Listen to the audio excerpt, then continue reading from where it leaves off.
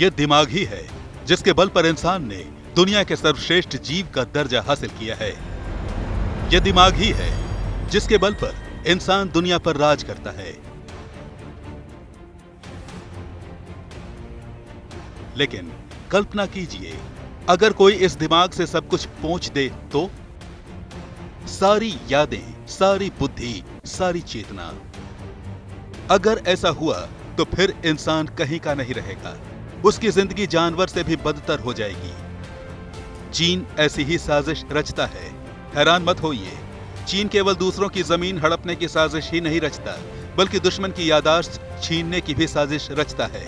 चीन ने अपने यहां तैनात कुछ अमेरिकी राजनयिकों को इस साजिश का शिकार बनाया है।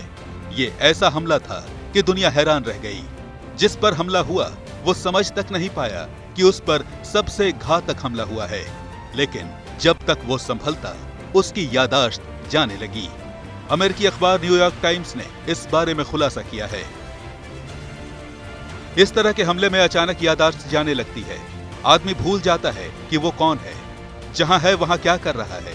अपनी पहचान को भूल जाने से ज्यादा बड़ा संकट और क्या हो सकता है। यह संकट केवल उस राजनयिक का नहीं है, बल्कि उस देश का भी है जिसके लिए वो काम कर रहा है। एक तरह से यह हमला व्यक्ति पर नहीं, बल्कि उस देश पर है। जिस राजनयिक पर चीन ने अपना मेमोरी बम चलाया, उसे पहले तेज आवाज सुनाई पड़ती है, कभी कभी नाक से खून भी निकलने लगता है। उसके बाद धीरे धीरे याददाश्त खत्म होने लगती है। चीन के गुआंगझाऊ में तैनात एक अमेरिकी राजनयिक और उसके परिवार के साथ ऐसा ही हुआ था।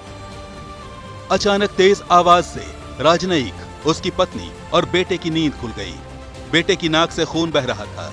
राजनयिक और उसकी पत्नी को समझ में नहीं आ रहा था कि वो कौन हैं, कहां हैं। इस घटना के बाद उनकी नींद कम हो गई, सिर में दर्द होने लगा।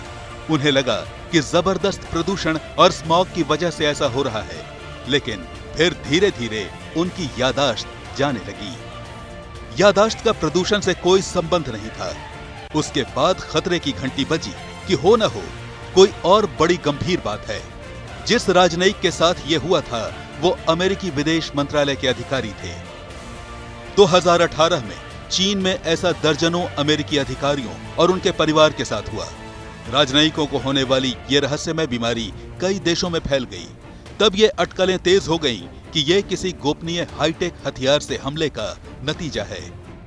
ये विश्वास पुख्ता होता गया कि ये अमेरिकी राजनयिकों पर सोची समझी साजिश के तहत हमला है।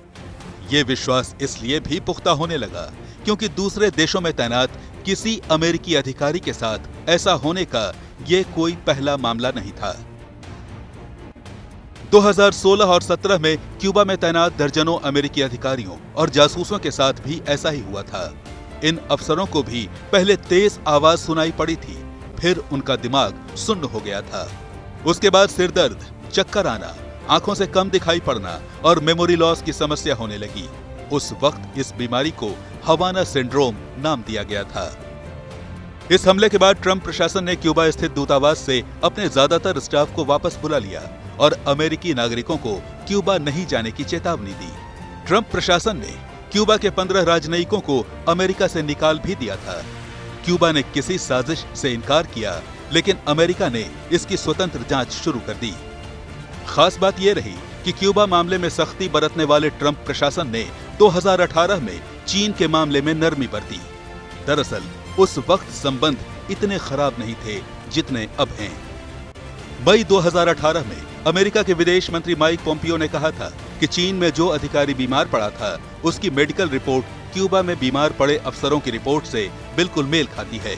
उस वक्त ट्रंप प्रशासन ने चीन से दर्जनों अधिकारियों और उनके परिवार को वापस अमेरिका बुला लिया था। चीन से अमेरिकी अधिकारियों को वापस बुलाना इस बात की तस्दीक करता है कि चीन ने उनके खिलाफ किसी ऐसे हथियार का इस्तेमाल किया था जिसका असर उनके दिमाग पर पड़ा।